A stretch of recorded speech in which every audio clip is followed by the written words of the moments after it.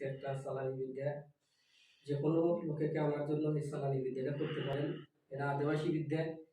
আর এই আদিবাসী বিদ্যার কারণে দূর দূরান্ত থেকে লোক আনা যায়।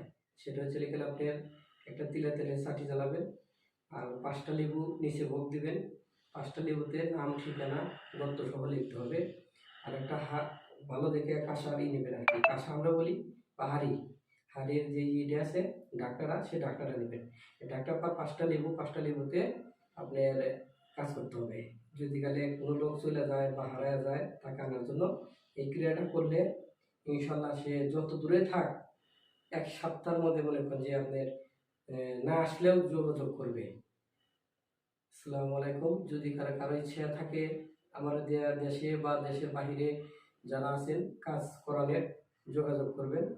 আশা করি আপনাদের সমাধান দেওয়ার চেষ্টা করব ইনশাল্লাহ। আসসালামু আলাইকুম।